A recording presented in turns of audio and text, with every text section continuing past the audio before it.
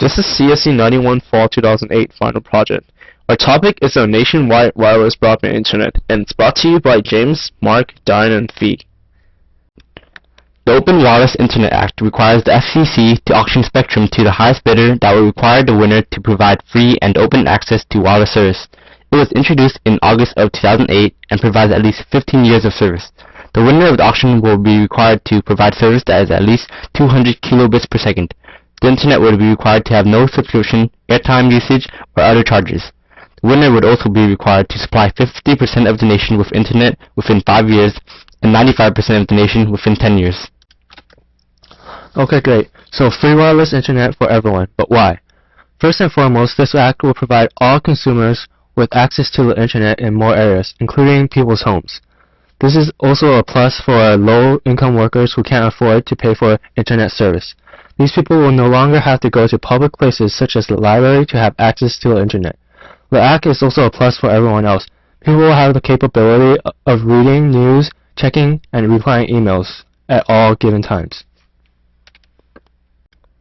Here are the pros and cons. For the pros side, this is free internet. There will be greater mobility, and there will be a greater interest in creating applications for mobiles. On the con side, bandwidth allocation will lead to slower speeds. There will be more competitions among the ISPs, and there will be higher maintenance costs. There's also major security issues. One of the pros is having free internet.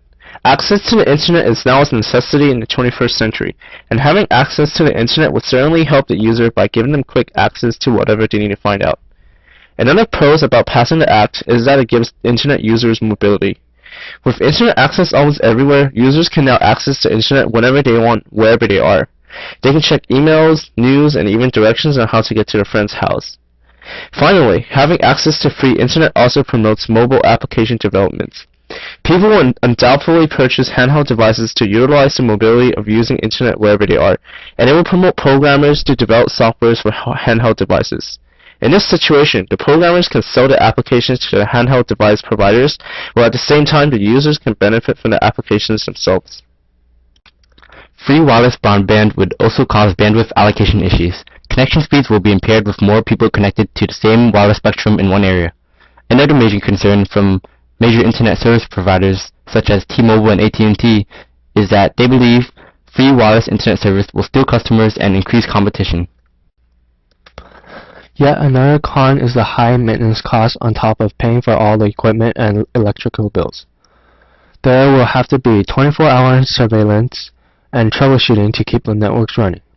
The final and most important problem to address is the security. With everyone connected to the same network, it's basically a gourmet feast for hackers.